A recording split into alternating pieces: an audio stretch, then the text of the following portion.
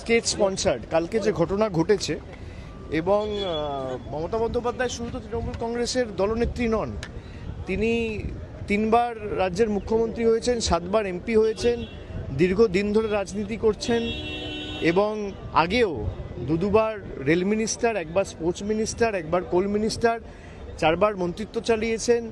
এত দিন ধরে তার রাজনৈতিক কেরিয়ার, এবং তিনি জনপ্রতিনিধি, 15 বছরের চিফ মিনিস্টার। মানে উদ্দেশ্য প্রণোদিতভাবে, পুরোটা পূর্ব পরিকল্পিতভাবে যেভাবে বিজেপির গুন্ডারা, আর যাদেরকে মানে ফুটেজে দেখা গেছে, তারা তো কেউ পৃথক কোনো সাপোর্টার বা কর্মী নয়, তাদেরকে এমএলএর সাথে দেখা গেছে, তাদেরকে বিজেপির প্রার্থীর প্রচারে দেখা গেছে, বিজেপির বড় বড় সব নেতাদের সাথে তাদের ছবি রয়েছে, আমার কাছে ছবি আছে, আমি দেখাতে পারি আপনাদের। পুরোটাই স্টেট স্পন্সার্ড। এরা চায় না বিরোধী রাজনৈতিক দল থাকুক, বিরোধী রাজনৈতিক দলের নেতারা বেঁচে থাকুক, প্রাণে মারতে চায়।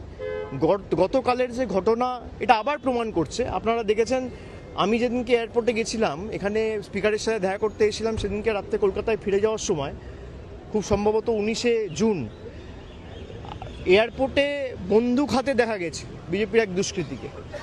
এখনও পুলিশ তাকে অ্যারেস্ট করেনি। তার সাথে শুভেন্দু অধিকারীর ছবি রয়েছে, যিনি বর্তমানে এখন বাংলার মুখ্যমন্ত্রী। যিনি বন্দুক হাতে এয়ারপোর্ট গেছিলেন, তাকে পুলিশ এখনো পর্যন্ত গ্রেফতার করেনি। তার কারণ, তাকে মদত দিয়েছে বাংলার মুখ্যমন্ত্রী শুভেন্দু অধিকারী। গতকালের যে ঘটনা ঘটেছে পুরোপুরি স্টেট স্পন্সার্ড, এবং রাজ্য সরকারের সম্পূর্ণ মদত এই ঘটনার পিছনে না থাকলে কারো সাহস হয় না। যে ফুটেজগুলো গাড়ি থেকে রেকর্ড করা হয়েছে, পিছনে যেভাবে মানে এলো পাথারি, ইট, পাটকেল, কাদা এসব ছোড়া হয়েছে, এরা চায় না কোনো রাজনৈতিক দল কোনো কর্মসূচি করুক। আমাদের কোনো মিটিংয়ের পারমিশন দিচ্ছে না। কেন এত ভীত সন্ত্রস্ত কেন তৃণমূলকে নিয়ে? এত ভয় কিসের? দল ভাঙানির খেলা করেছেন, তৃণমূল কংগ্রেসের এমপিদের ভাঙিয়েছেন, এমএলএদের ভাঙিয়েছেন। আর এখন যারা বিরোধী দলের তকমা পেয়েছে, তারা তো আমি দেখলাম না গত 2 মাসেও, তকমা পাওয়ার পরেও বিজেপির কোনো রাজনৈতিক নেতার বিরুদ্ধে কোনো আক্রমণ, কোনো একটা সাংবাদিক বৈঠক করে আক্রমণ করে দুটো ন্যায্য প্রশ্ন বা দাবি, মানুষের দাবি নিয়ে সরব হতে। তারা আক্রমণ করছে তৃণমূল কংগ্রেসকে, তারা আক্রমণ করছে মমতা বন্দ্যোপাধ্যায়কে, তারা আক্রমণ করছে আমাকে, তারা আক্রমণ করছে এখনো যারা তৃণমূল কংগ্রেসকে ভালো করে ভালোবেসে দলটা করছে তাদের। এই বিজেপি আর বিজেপির বি টিম মিলে বাংলাটাকে শেষ করেছে। আমার বিশ্বাস যে বাংলার মানুষ 3 মাসে এরা যা দেখিয়েছে, বাংলার মানুষ এদের ক্ষমা করবে না। অন্নপূর্ণার ভাণ্ডার নিয়ে প্রতিশ্রুতি দেওয়া সরকার ক্ষমতায় আসার পর অন্নপূর্ণা ভাণ্ডারের পর বুলডোজার চালিয়েছে। চারিদিকে ভয়, সন্ত্রাস, ভেঙে দাও, গুড়িয়ে দাও, জ্বালিয়ে দাও, কাটিয়ে দাও, গুড়িয়ে দাও, এই রাজনীতি, ভয়ের রাজনীতি। তারা বলেছিল ভয় আউট, ভরসা ইন। আজকে বাংলার মানুষ দেখছে 3 মাসের যে সরকার, ভরসা আউট, ভয় ইন।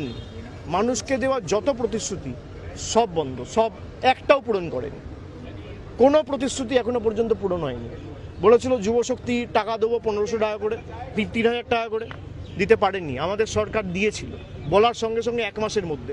গত 5 বছরে আপনি একটা মহিলা দেখাতে পারবেন না বাংলায় যে বলতে পারবে যে লক্ষ্মীর ভাণ্ডারের যোগ্য প্রাপক হয়ে তিনি টাকা পাননি। আজকে প্রায় 3 মাসের মধ্যে 1 কোটি মহিলাকে অন্নপূর্ণা ভাণ্ডারের লিস্ট থেকে বাদ দিয়ে দেওয়া হয়েছে। এই সরকার দিল্লির তল্পিবাহক হিসেবে কাজ করছে, জমিদারদের অঙ্গুলি হেলনে চলছে।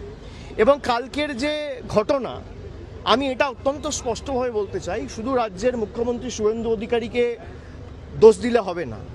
এর পিছনে প্রত্যক্ষভাবে মদত দিল্লির নেতাদের রয়েছে। দেশের প্রধানমন্ত্রী, দেশের স্বরাষ্ট্রমন্ত্রী, দিল্লির সর্বোচ্চ নেতৃত্ব ইন্ধন এবং মদত না থাকলে এদের সাহস হবে না এই ঘটনা ঘটানোর। পুরোপুরি মদত দিয়েছে দেশের প্রধানমন্ত্রী, স্বরাষ্ট্রমন্ত্রী এবং বাংলার মুখ্যমন্ত্রী শুভেন্দু অধিকারী। এটা এক্সিকিউট করেছে।